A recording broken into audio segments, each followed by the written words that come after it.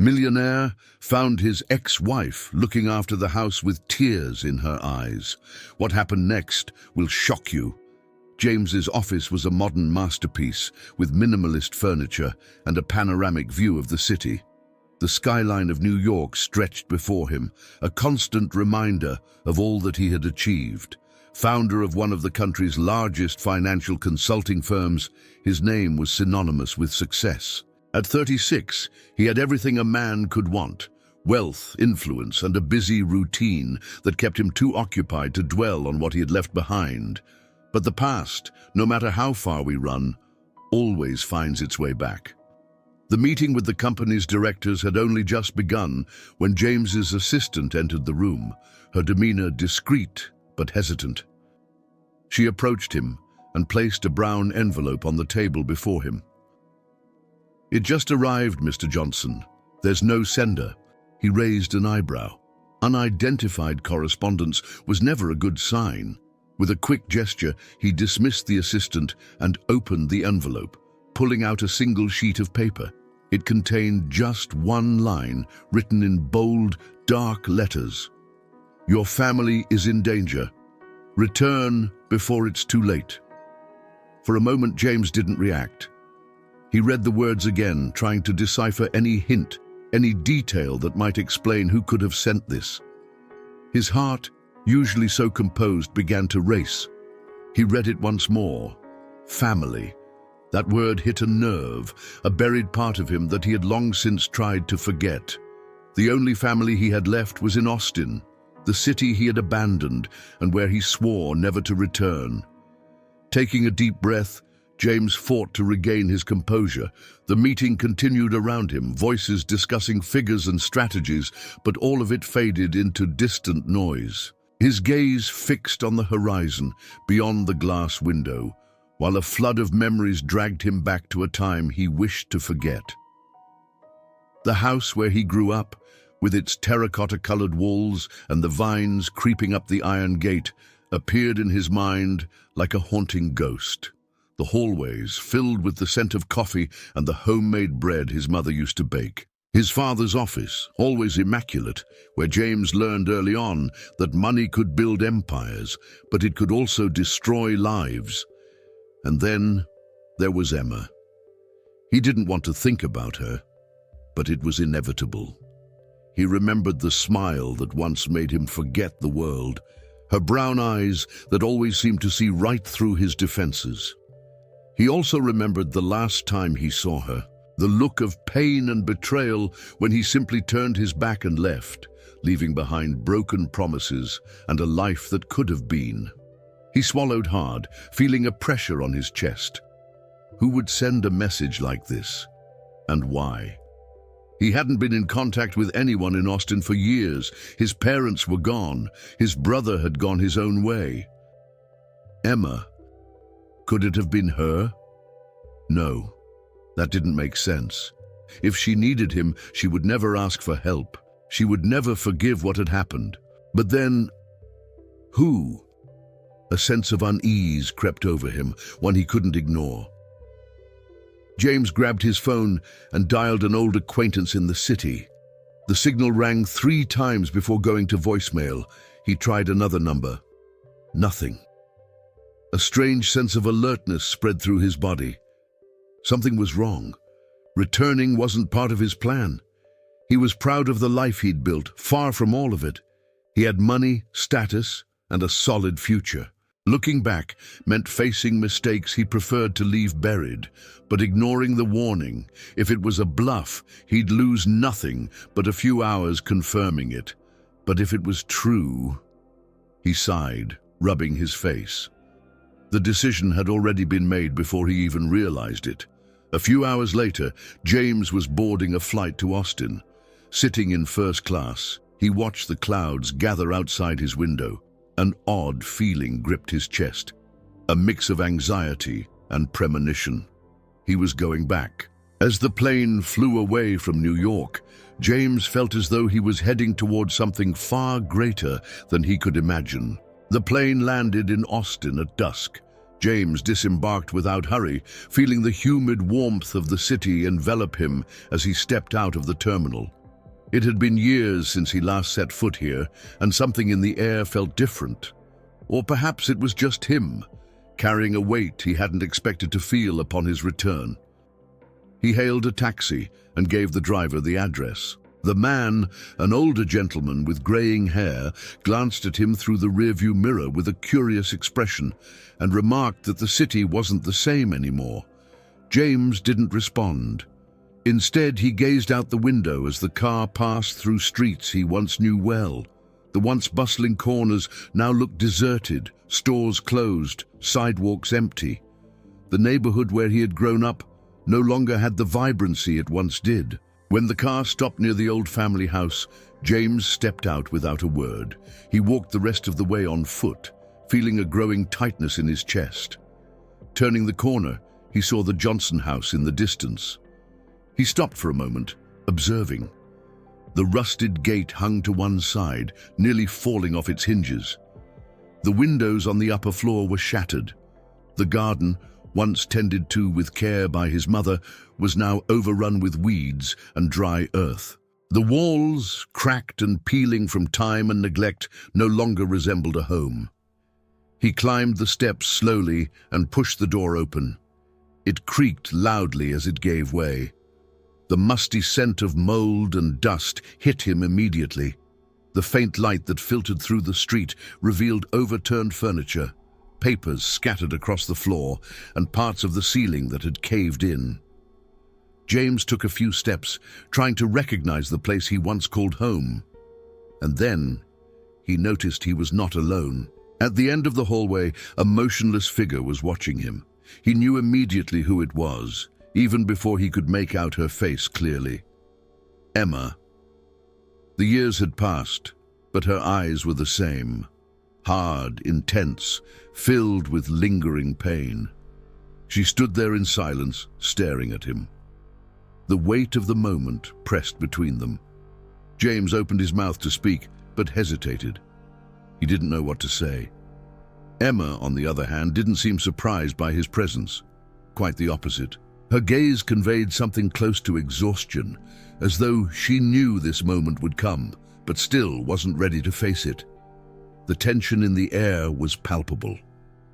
James struggled to find the right words, but all that came out was a simple question, loaded with meaning. What happened here? Her answer came immediately, without hesitation. The irony in her voice was unmistakable. Asking that now, after all this time, was almost laughable. He tried to argue, explain that he had no idea what was going on, that he had only returned because of a strange message. But Emma wasn't impressed. It was too late for explanations. She spoke of the past, of how he had simply walked away without looking back, leaving everything and everyone behind. How the house that he now saw in ruins had once been a safe home, until everything changed. James tried to insist, saying that if he had known something was wrong, he would have returned sooner. But Emma cut him off, her words sharp. He never knew because he never cared enough to find out. Her words struck him like a blow. He swallowed hard, his eyes drifting to the state of the house around him. Broken furniture, scattered documents, marks on the walls, as though someone had tried to erase the past. Then she said something that made him freeze. If he had known what they had done to them, he wouldn't have come back. If you're watching this far, I'm sure you're liking it, so I want to ask you to subscribe to the channel. The tension in the Johnson house didn't ease. After the first confrontation between James and Emma, silence settled between them like an invisible wall. She wasn't willing to answer his questions, and despite everything, James knew that pressing further would be futile. But one thing was clear, Emma was hiding something. Her eyes said more than her words ever could. The way she avoided his gaze when he mentioned the state of the house, how she deflected the conversation every time he tried to understand what had happened here, all of it pointed to a secret she didn't want, or couldn't, reveal. James decided that if Emma wasn't going to speak, he would find the answers himself. After she retreated to one of the rooms without saying another word, he found himself alone in the dark, silent house. His steps led him to what used to be his father's office. The room was in chaos, much like the rest of the house. The solid wood desk was scratched and covered in dust, the cabinets had broken doors, and the floor was littered with scattered papers. He turned on the flashlight on his phone and began to search. The first documents he found were old, records from the family's company, which no longer existed. Then came overdue bills, collection notices, and bank alerts. But it was when he opened one of the drawers that something caught his attention. A thick envelope, hidden beneath a pile of yellowed papers. James picked it up and opened it carefully. Inside, he found a series of documents that made his stomach churn. They were legal notices, signed contracts, and, most disturbingly, handwritten letters with direct threats. Some were brief and to the point, demanding money, insisting on a payment that wasn't clear. Others were more explicit, mentioning severe consequences if the debt wasn't settled on time. James flipped through the papers with a mix of confusion and growing unease. His father's name appeared on nearly every one of them, but the debt itself wasn't clear. He knew well that wealthy people sometimes managed to hide certain problems from their families, but his father had been dead for years, so why was the debt still lingering? He needed answers. He grabbed his phone and dialed a number he hadn't used in a long time. After a few rings, the call was answered. Michael answered in his usual calm, but with a hint of suspicion in his voice. James didn't waste time on pleasantries. He explained what he had found and asked what was going on with the house. On the other end of the line, there was a brief silence before Michael spoke. His voice was cold, direct. Someone tried to take that house by force in the last few months. James felt a chill run down his spine. Michael explained that the situation in the city had worsened over the past few years. Cartels had taken over entire neighborhoods, extorting businesses and families who had nowhere else to turn. Some had tried to resist. None of them had a happy ending. The Johnson house, it seemed, was in the sights of someone dangerous. James thanked him for the information and hung up. He now knew that this was bigger than he had imagined, but he needed to understand how his family had gotten entangled in something like this. Emma was still awake when he returned to the living room. She looked at him tiredly, but without surprise. He didn't waste any time and asked her directly. She hesitated before answering, her gaze fixed on the floor, her breath heavy. James knew that silence well. It wasn't just reluctance to speak, it was fear. After a long pause, Emma finally spoke. Her voice was heavy with resentment and resignation. The house had been put up as collateral in a dangerous deal. She explained that there had been no choice. They had tried to hold on for as long as they could, but the family's debts kept piling up. When they realized they had no way out, someone appeared with a solution. Quick money, no bureaucracy. A loan that seemed to resolve everything immediately. But it wasn't from a bank. It wasn't from regular investors. James knew what was coming before he even asked. Emma finally spoke the name that froze his blood. Los Santoro, the most feared cartel in the region. Night had fallen over Austin, bringing with it an unsettling silence. James felt the weight of the darkness around him as he reflected on everything he had just learned. The name Los Santoro was no longer just a distant threat. It was a suffocating reality that had woven itself into his family's life. He needed to understand exactly who he was dealing with and how far the cartel's influence stretched. The next morning, he left the house without telling Emma. He needed to gather information, and he knew that if he relied on her, he wouldn't get anything but silence and wary glances. He took a taxi and instructed the driver to take him to the center of town, where a few old connections might still be able to help him. Austin was still a lively city, but its atmosphere had changed. There was a sense of fear hanging over the streets, like an invisible specter that made people look over their shoulders at all times. James noticed the subtle details. The stores closing earlier, the walls graffitied with cartel symbols, merchants rushing their customers out of shops. This was no longer the city he remembered. His first stop was a discreet bar where he knew he could find Joseph Davis, a former cop who, despite being kicked out of the force, still had valuable contacts. James found him in the corner, drinking slowly, as if he had nothing left to fear because he had already lost it all. Without wasting time, James mentioned the name Los Santoro. Joseph didn't react immediately. He simply put his glass down on the table and stared at James for a long moment. When he finally spoke, his voice was heavy with a mix of exhaustion and warning. Los Santoro aren't just a drug cartel anymore, Joseph said. They've grown. They've expanded their influence into politics, business, and even some police departments. Anyone who dares to face them is silenced. Anyone who tries to escape, they disappear. They don't just control Austin, they've turned it into a city ruled by their own laws. Joseph made it clear that there was no conventional way to take them down. The entire city was compromised. James listened in silence, taking in the words. The more he heard, the more he understood the magnitude of the problem his family was caught in. He returned to the house, his mind buzzing with thoughts.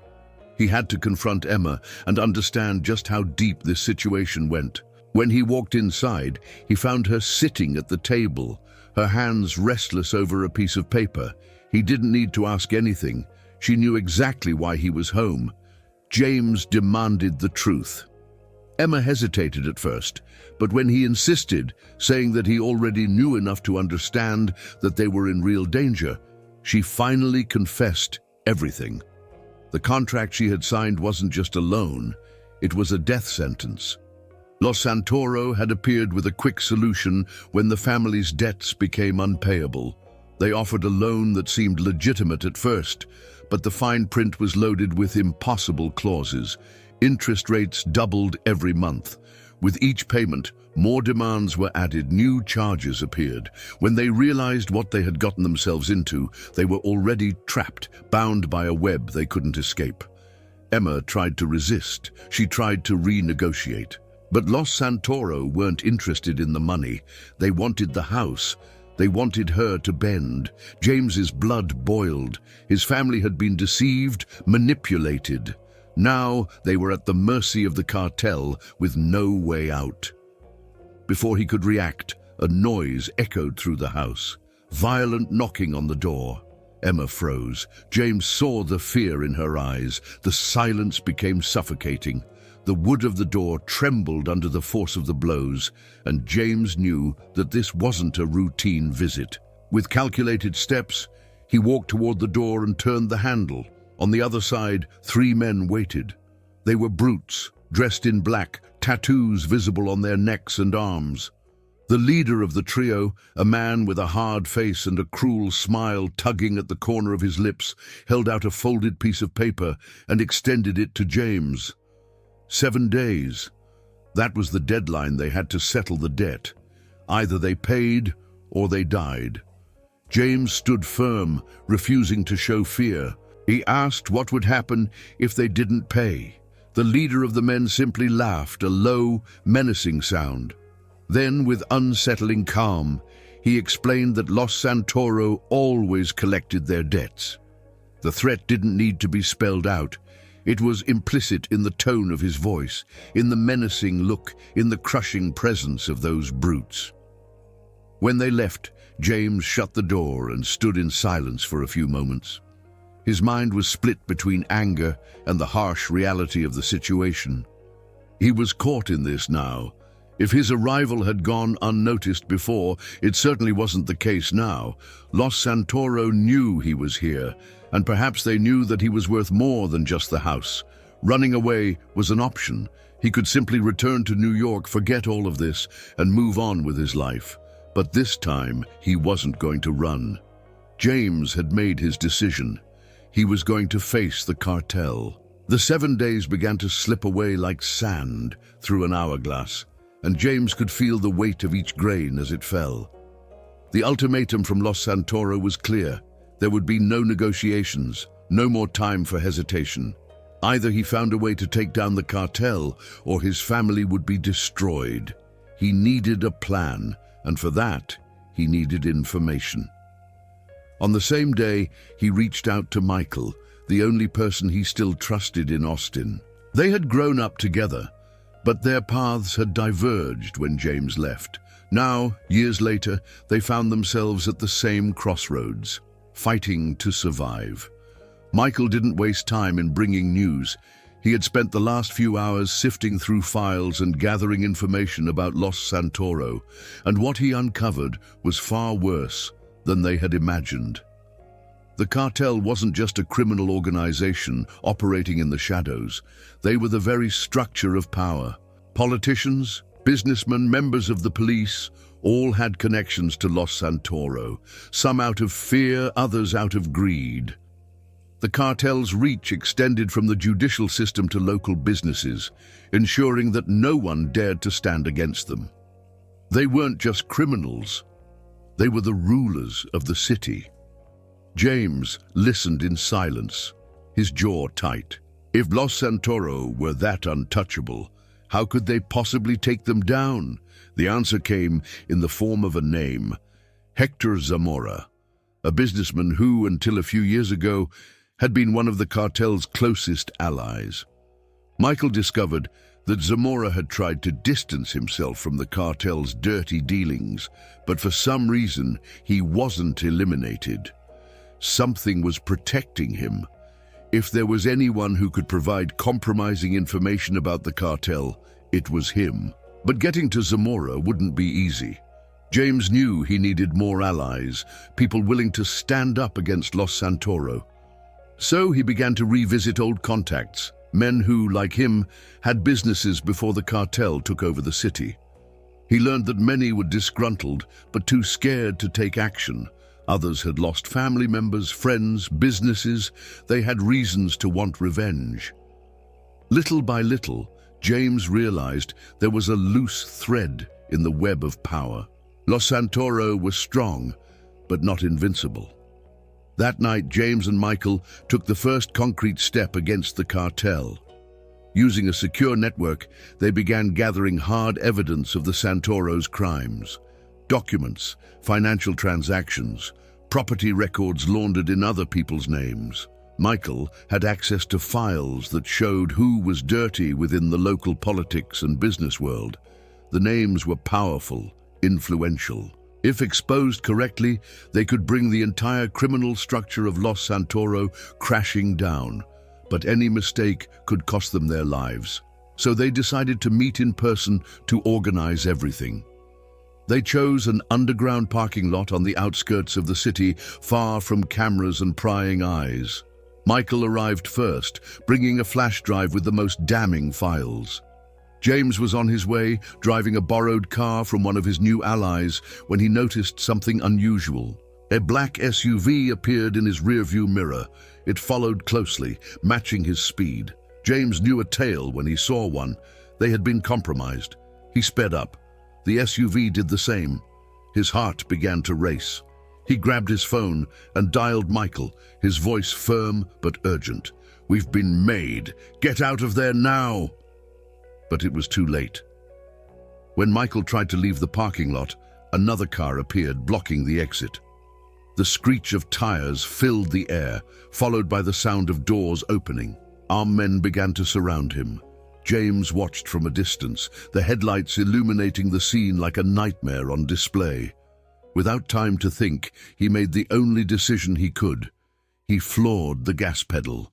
The car surged forward at full speed, heading straight toward the armed men, catching them off guard. One of them jumped out of the way at the last second, but James didn't stop. He jerked the wheel violently, slamming into the car that was blocking the exit. The impact was brutal, metal crumpling and sparks flying. Michael didn't hesitate. He seized the opportunity and ran toward James's car, jumping into the passenger seat before they could even catch their breath. But the gunfire started. James spun the wheel again and shot through the parking lot, tires screeching as the car slid through tight corners, the headlights of their pursuers flashing in the rear view. The gunfire continued. bullets tearing through the body of the car, shattering the rear window. But James knew these streets better than they did. He made a sharp turn, cutting down a narrow alley, and by a stroke of luck, managed to lose them. For a moment, there was only the sound of the engine roaring and the heavy breathing of both men inside the car. Michael gripped the flash drive tightly, as though it was the only thing that could save them. James didn't have to say a word. They both knew what it meant. Los Santoro knew they were being investigated. Now it wasn't just about bringing the cartel down. It was a matter of survival. The car's engine roared as James gripped the steering wheel tightly, cutting across a narrow street at the last possible second. The black SUV trailing them showed no hesitation, its headlights reflecting in the rearview mirror like the eyes of a predator, unwilling to lose its prey. Michael, sitting in the passenger seat, clutched the USB drive firmly. Inside it were the files that could take down the Santoros. But what good would they do if they died before they could use them? Adrenaline surged through James's chest. His body moved before his mind could process every turn, every swerve. He floored the accelerator, racing through an intersection, the screech of tires against hot asphalt filling the air. The Santoros were willing to kill them right there, in the middle of the city, without fear of the consequences. Up ahead, the alley was too narrow for a large vehicle like the SUV. It was their only chance. James switched off the headlights, veered the car to the side, and hurtled into the alley at full speed. The right side mirror shattered against a wall, but he didn't slow down. The engine growled. The car scraped against the walls on both sides, but it made it through. The SUV tried to follow, but got stuck. The goons wasted no time, jumping out of the vehicle and starting to fire.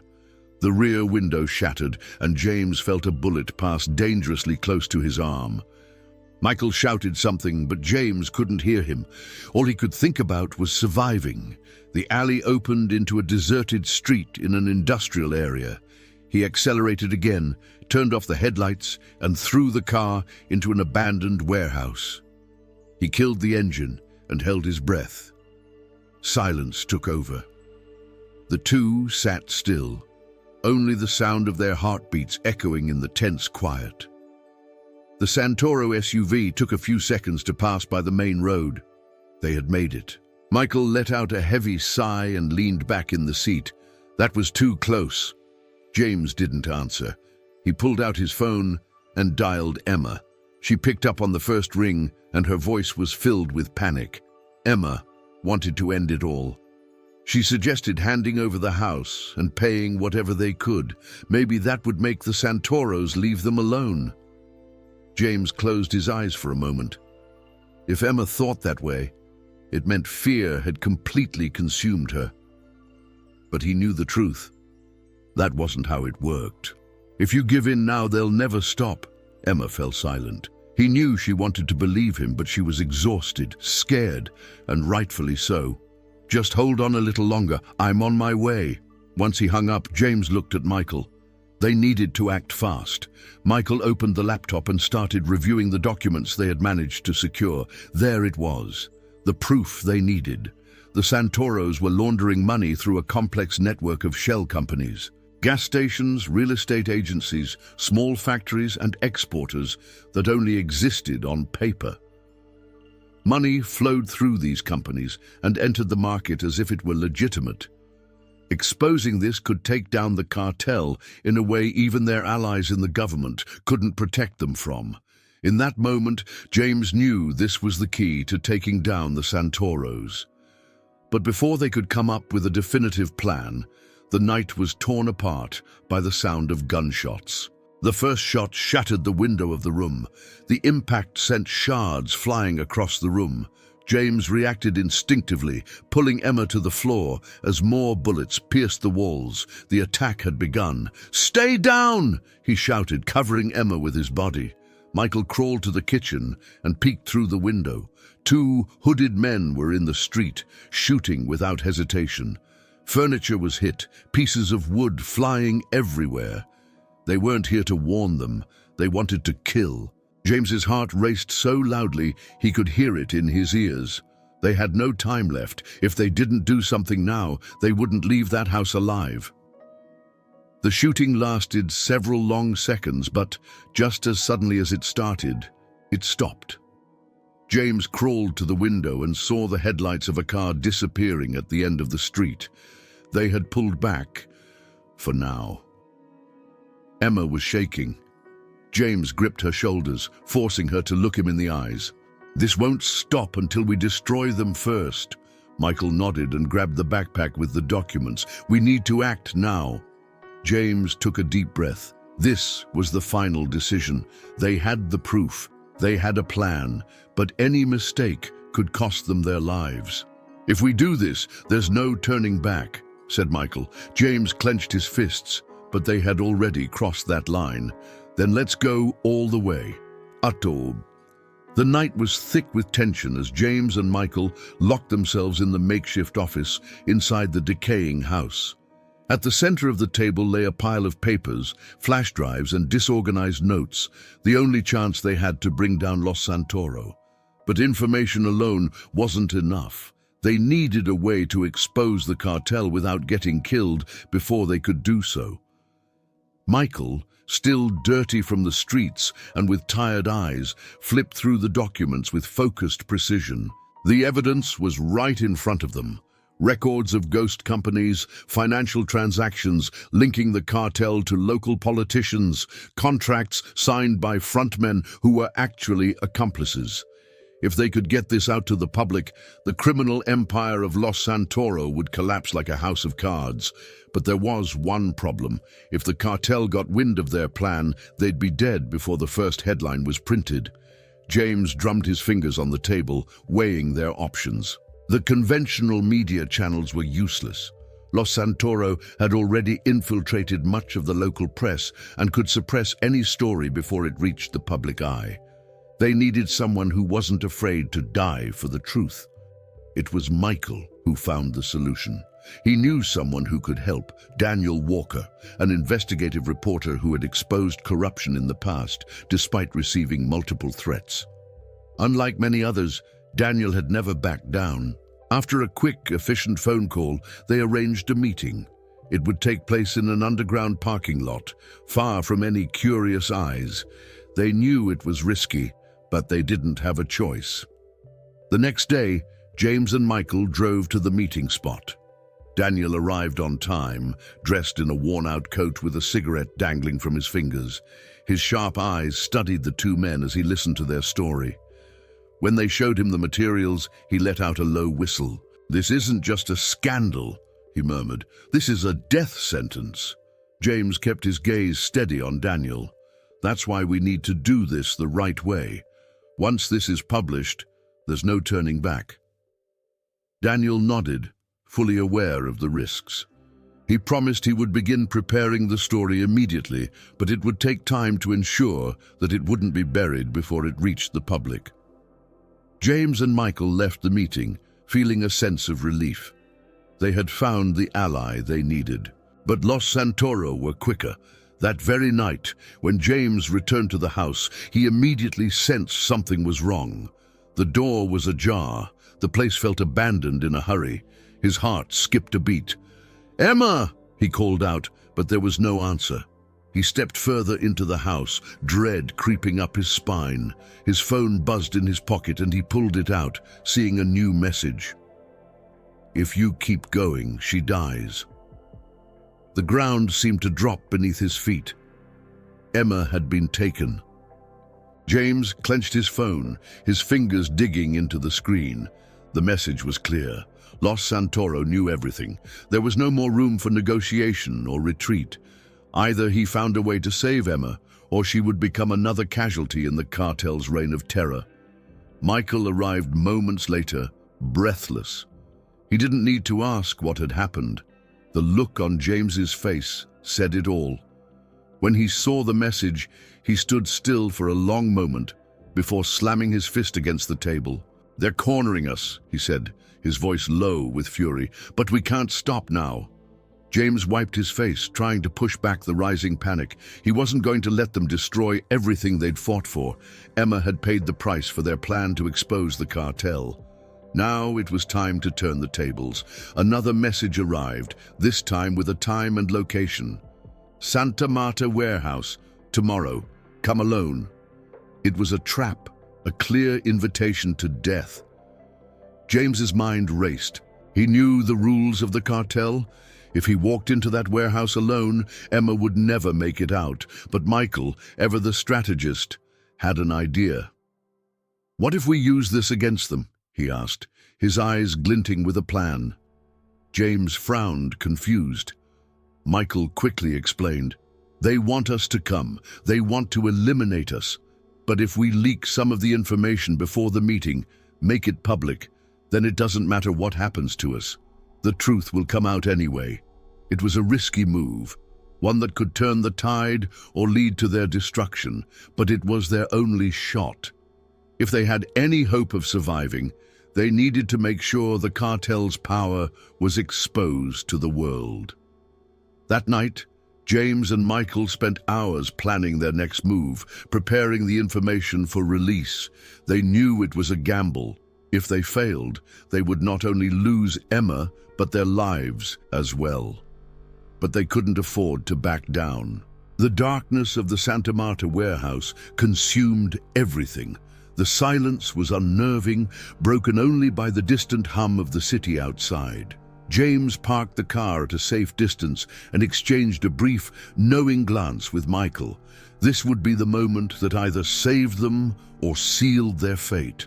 The cartel had invited them to this place, a warehouse on the outskirts of Austin, expecting them to arrive alone.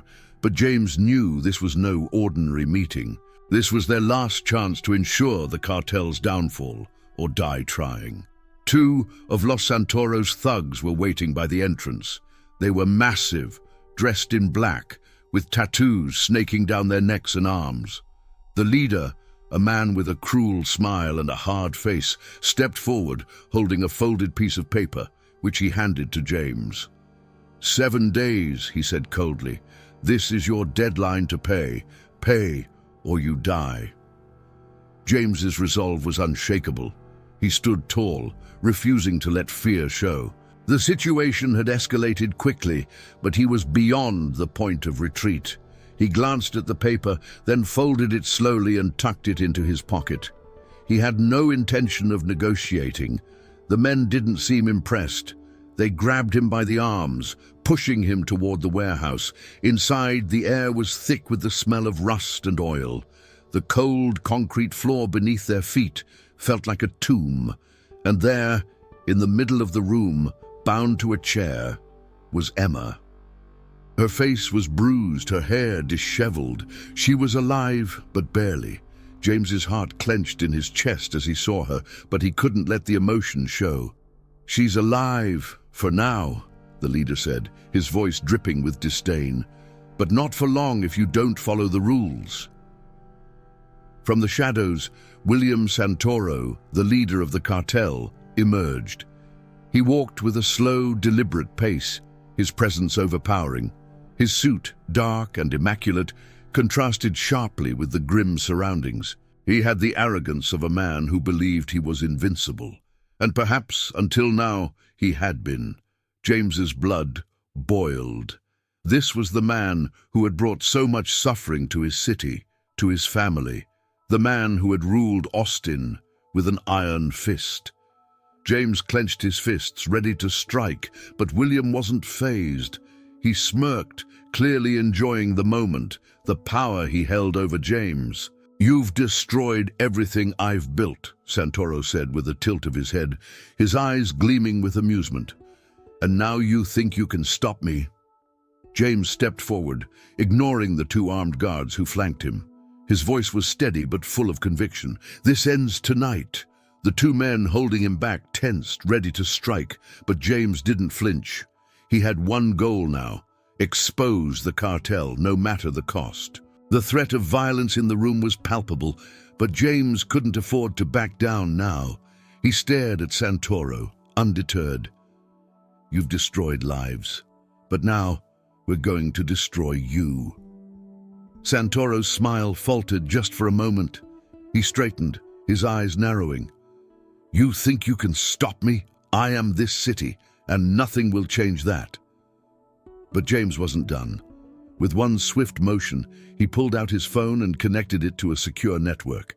The information they had gathered, documents, evidence, all of it, was about to be released to the world.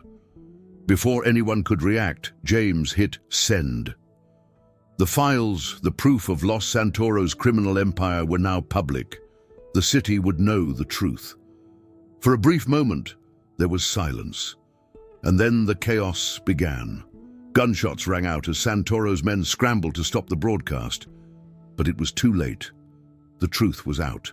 The cartel's control over the city was crumbling, and there was nothing they could do to stop it. The police had been alerted. Within moments, sirens pierced the night air. The warehouse was surrounded, the entire area swarming with law enforcement. Santoro's face twisted with rage as he turned toward James. "You think you've won?" he hissed. "You think they'll protect you? You're a dead man." James didn't flinch. He was prepared to face whatever came next, but he wasn't alone anymore. The police had breached the warehouse, and a firefight erupted between the cartel's men and the officers. In the chaos, James reached Emma, cutting her free from the ropes that bound her. She looked up at him, her eyes filled with both fear and relief. "You did it," she whispered, her voice hoarse. James nodded, pulling her into his arms. "It's over. It's finally over." As the gunfire echoed through the warehouse, William Santoro tried to make a run for it. But he wasn't fast enough. In the chaos of the raid, he was apprehended by the police. His empire, once untouchable, had come crashing down. By the time the last of the cartel members were arrested, James stood outside the warehouse watching the scene unfold. The police were rounding up the remaining criminals, seizing evidence and taking control of the area. For the first time in years, James felt a sense of relief. The battle wasn't over, but this was a decisive victory. The city of Austin was free. The dust had not yet settled in Austin, but the weight of fear that had once suffocated the city was beginning to lift. Los Santoro's empire was shattered, their allies either arrested or fleeing. The streets, once dominated by the terror of their cartel, were now slowly coming back to life. For the first time in years, the city could breathe again. For James, however, the victory felt bittersweet. The cost of freedom had been high. Lives had been lost, wounds had been inflicted that might never heal, and invisible scars were etched into the survivors. But amidst all the loss, one thing remained. Emma was alive. The house of the Johnson family, the place that had once been a symbol of their downfall, was still standing. And now it was a place of hope. The documents that had once tied the house to illegal debts and cartel extortion were rendered null. The debt was gone. The house, battered and worn by time and violence, was theirs once more. In the early morning hours after the raid, James stood before the house, his eyes scanning the facade. The walls had been scarred by bullets, the windows shattered, the rooms empty. It was a house that had weathered a storm, but it could be more than just a reminder of the past. Emma approached him, walking slowly, her expression still weary, but resolute. She stopped beside him, looking at the house that had once been a prison for their memories. "So, we've won," she said, her voice quiet, almost as if testing the words. James took a deep breath, his gaze fixed on the building. "Yes, but winning isn't enough. We have to rebuild." He turned to her, a hint of determination in his eyes. "This house, it needs to become something more. It can't just be a reminder of what happened. It has to be a symbol of what we can build from the ruins. A place of refuge for those who've suffered, just like we have." Emma looked at him, the idea sinking in. She had spent so many years seeing this place as a symbol of loss. But James was right. It could be more. It could be a place of new beginnings. The first person to volunteer to help rebuild the house was David, a local carpenter who had lost his son to the drug trade. His eyes, full of sorrow, also reflected a quiet determination. David was eager to help rebuild not just the house, but the city he had lost to the violence of the cartel. Soon, others came forward. Lily, a retired teacher who had seen too many children fall prey to the horrors of the streets, offered her help. She was ready to teach the children who had lost their futures to violence. Slowly, people who had once lived in fear began to gather. They saw something in James's vision, something worth believing in. With time, the house transformed. What had once been a dilapidated building filled with ghosts of the past became a sanctuary, a place where the broken could find solace, a place where the lost could rebuild their lives. The house wasn't just a structure anymore. It was a symbol of resilience, of defiance against the forces that had tried to destroy them. As the work on the house progressed, so did the city. Small businesses that had once been forced to close began to open again.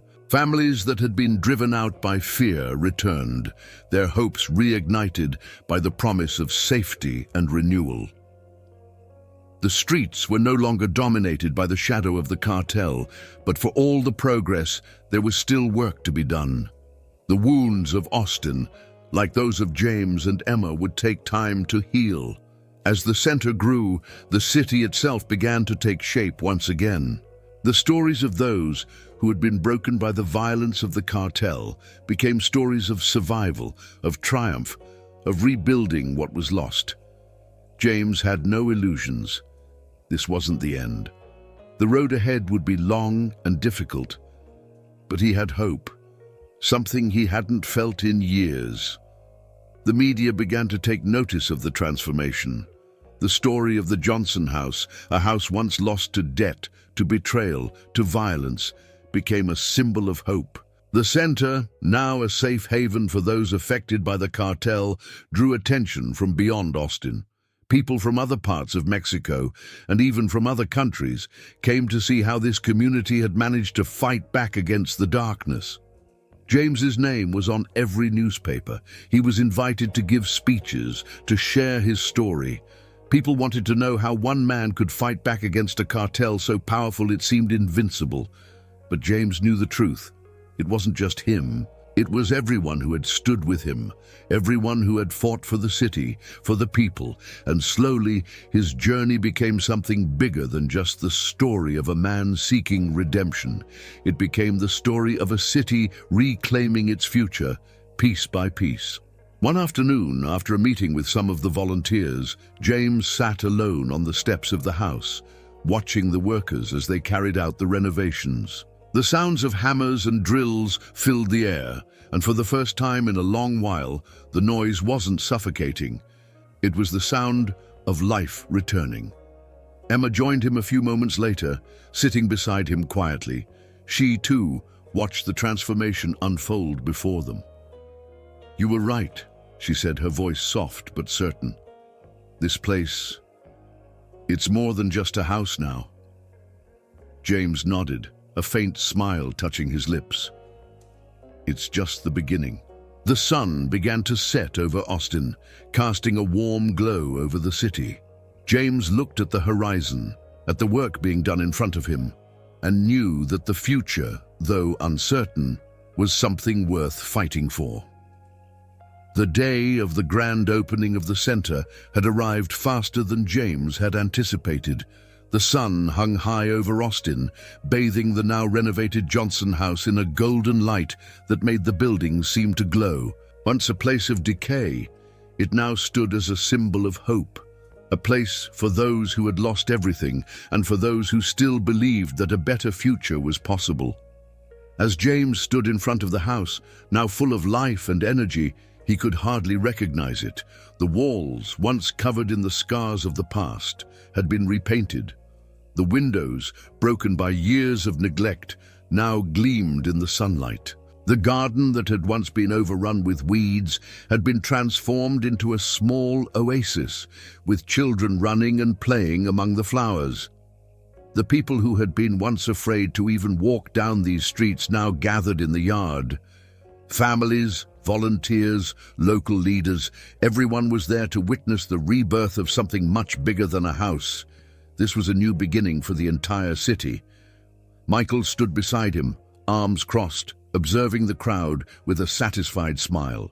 "I never thought I'd see the day," Michael remarked, his voice filled with admiration. "You've really done it, James." James didn't respond immediately. His eyes wandered over the crowd, over the people whose lives had been affected by the same terror he had faced. They had all endured loss, pain, and fear, but now there was something else in the air. Hope. "You did it too," James finally said, turning to his old friend. "This wouldn't have happened without you." Michael smiled but said nothing more. He knew, as well as James did, that they had all played a part in this transformation. But James was right. This wasn't just his victory. It was the victory of everyone who had joined in, everyone who had fought for the future of their city.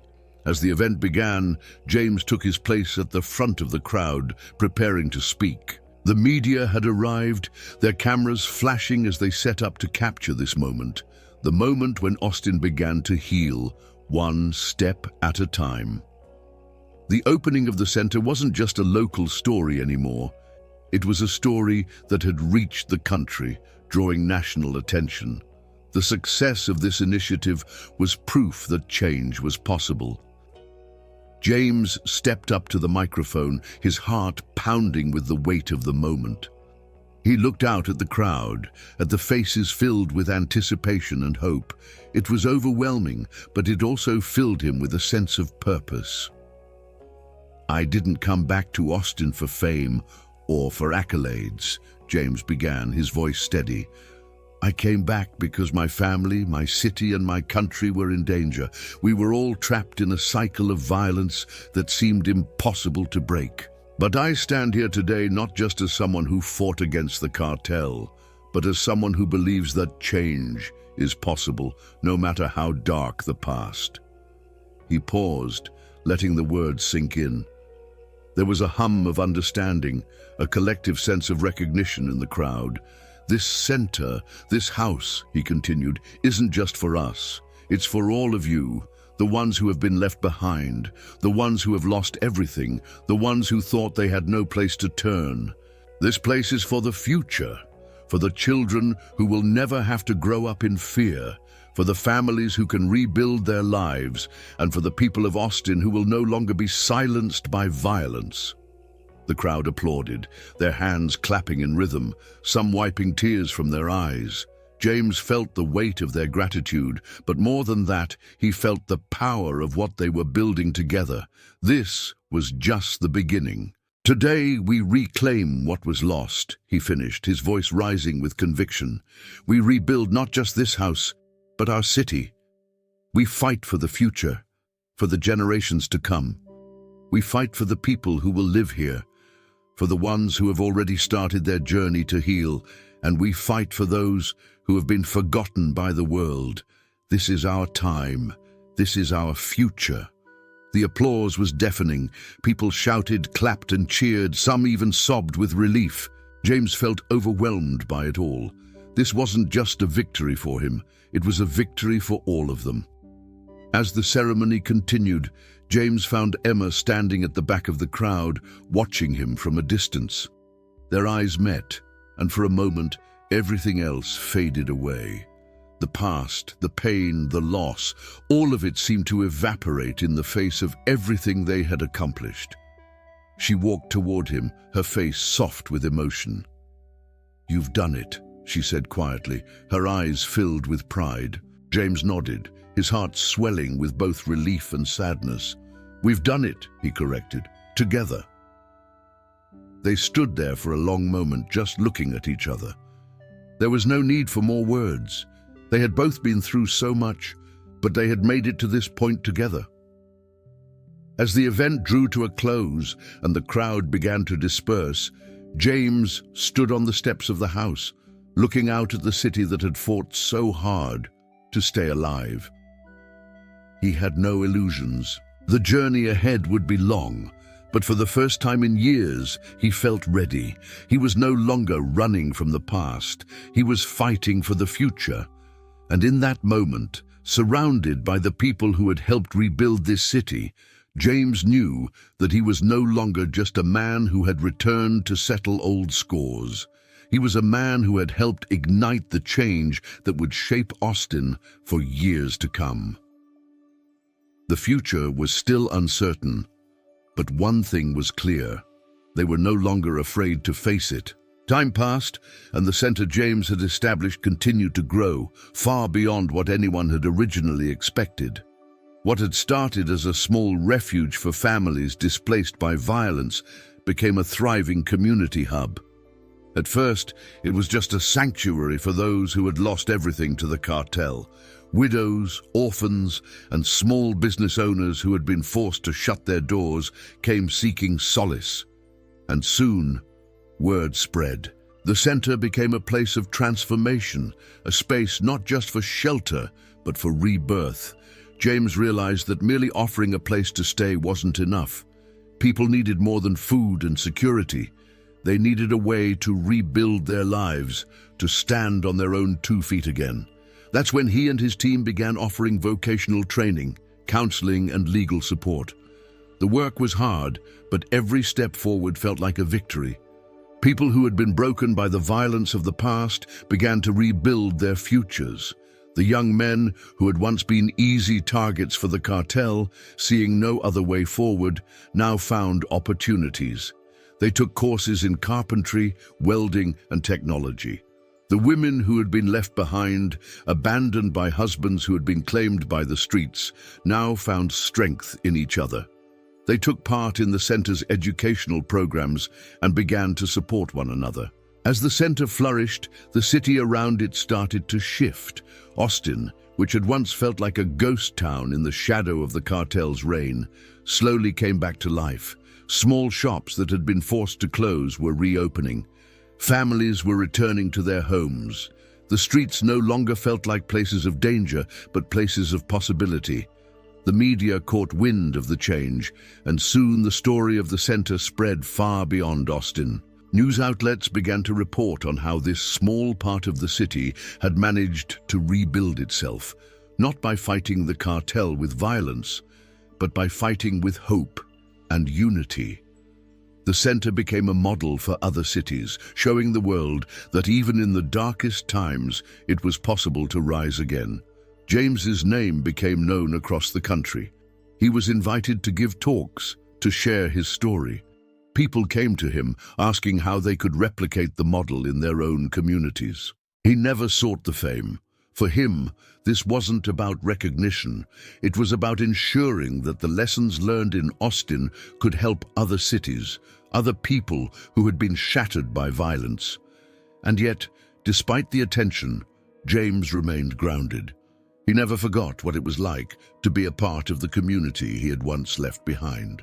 He continued to work alongside the people who had made the center what it was: volunteers, teachers, local entrepreneurs, and survivors of the cartel's terror. It was their collective effort that had brought about this change, and James knew that his role was just one piece of the puzzle. The local businesses that had once been crushed by the cartel's extortion began to thrive once more. The economy was slowly recovering. With the fear of violence gone, the people of Austin could focus on their futures. James knew that the road ahead would still be difficult. There was still much work to do. But for the first time, there was a sense of optimism in the air, a shared belief that the city could heal. One day, as James walked through the now bustling streets of Austin, he passed by a small cafe that had been shuttered for years. He had watched it decay from his window in the past, remembering the owners who had been forced to shut down under the weight of cartel demands. But today, the cafe was open. People sat outside, sipping coffee, laughing, chatting. It was a simple thing, but it was a sign that things were changing. Later that afternoon, James visited the center. where a group of young people was attending a computer coding class. They were learning skills that would enable them to take part in the digital economy, a world far beyond the reach of the cartel. James watched them for a moment, and for the first time in years, he smiled to himself. This was the future he had been fighting for. The journey had been long and painful, and James knew that it wasn't over yet. The scars left by the cartel would take time to heal, and the city would continue to face challenges. But what had started as a fight for survival had become something much bigger, a movement to reclaim the future. A year after the center's opening, James was invited to give a speech at a national conference on community development. As he walked up to the podium, he looked out over the audience, many of whom had been at the heart of his own transformation. People from all walks of life, from cities all over the country, had come to hear his story. "Austin has taught me many things," he began, his voice steady. "It has taught me that even the most broken cities can be rebuilt. It has shown me that communities, when united, can overcome anything. But most of all, Austin has taught me that hope is not a luxury. It is a necessity." The audience listened intently as James spoke about the work being done in Austin, about the people who had come together to fight against the darkness and build a new future. He spoke of the children who were now attending school without fear, of the families who had returned to their homes, and of the businesses that had started to thrive again. But as he spoke, he knew that this was only the beginning. Austin was healing, but there were other cities out there that still needed help. There were still families suffering, communities torn apart by violence, and children growing up in the shadow of crime. And James knew that he had a responsibility, not just to Austin, but to the entire country. His mission was far from over. But now he wasn't alone. And with every person he met, every community he touched, James saw the possibility of a better future. Months passed, and Austin continued to grow stronger, its heartbeat steady once more. James's work had inspired more than just the city. It had sparked a movement of hope, resilience, and the belief that no matter how deep the darkness, light could still shine through. James had become more than just the man who fought the cartel. He had become a symbol of change, a beacon of possibility for those who believed that their lives could be rebuilt. But despite the attention, the media coverage, and the accolades, James knew that the work wasn't about him. It was about the people, those who had given their time, their effort, and their hearts to the cause. In the months that followed the opening of the center, James had watched the city shift. Families were returning, and businesses were thriving. The center had expanded, offering more services, everything from mental health support to vocational training in emerging industries. People who had once felt hopeless now saw the possibility of a future, one where the fear of the past no longer held them captive. Yet, James never allowed the success to make him complacent. Every day he was there, working alongside the volunteers, ensuring that the future he had promised was being built, brick by brick. And as much as he focused on the growth of the center, he knew that his true goal was to see the changes ripple outward, beyond Austin, to other cities that had been ravaged by similar violence. It was with this vision that James began to travel. The center's success had drawn attention from government officials, non-profits, and community leaders across the country. They wanted to understand how Austin had turned its fortunes around. And James, though humble in his approach, knew that his experience could inspire others to take action. He spent months visiting other cities, places that had been devastated by the same forces of crime and corruption that had once held Austin in a stranglehold. He spoke at conferences, met with local leaders, and helped to establish new centers in places like Tijuana, Juarez, and Monterrey. It wasn't easy. Every city had its own unique challenges, but James believed that the principles he had implemented in Austin could work anywhere. With each new center, James's legacy grew. The cities began to change. He wasn't just helping people rebuild homes or businesses. He was helping them rebuild their lives, their dignity, and their sense of belonging. One evening, after returning from a particularly tough trip to a city plagued by violence, James found himself sitting on the steps of the house in Austin once more. The city was quieter now, a far cry from the chaos it had once known. The streets were alive with people walking freely, families gathered in parks, and shop owners selling their goods with no fear of extortion. Emma sat next to him, her presence a comforting constant. She had stayed in Austin to help manage the center, working side by side with James, making sure that everything they built remained strong. She had found peace in this new version of the city, a peace that had eluded her for years. "This city is different now," she said quietly, her eyes tracing the horizon where the city met the mountains. James smiled, nodding. "It's not just the city, it's the people. They rebuilt it." She looked at him, her expression soft but thoughtful. "You know, I think you finally found the place where you belong." He turned to her, his gaze steady. "I never thought I'd come back here, but I'm glad I did."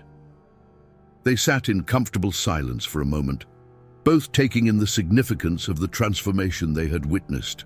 The past was still there, lurking in the shadows, but it no longer held power over them. The city had reclaimed its future. As the sun dipped below the horizon, casting a soft glow over the city, James knew that his journey was far from over. The work they had done in Austin was just the beginning. But now it was about more than just restoring a city. It was about ensuring that this wave of change spread to every corner of the country. There was still much to do, still so many cities to help, still so many lives to touch. But for the first time, James felt that his work had meaning. He was no longer fighting against something. He was building something, something that would last long after he was gone. His legacy wasn't just in the centers he'd created or the programs he'd started. It was in the people who had learned to rebuild their own lives, in the community that had risen up and refused to be silenced by fear. As he stood up from the steps, Emma beside him, he looked out over Austin one last time. The city, once a symbol of corruption and fear, now stood as a beacon of hope for the rest of the world. They had done it. The future was theirs.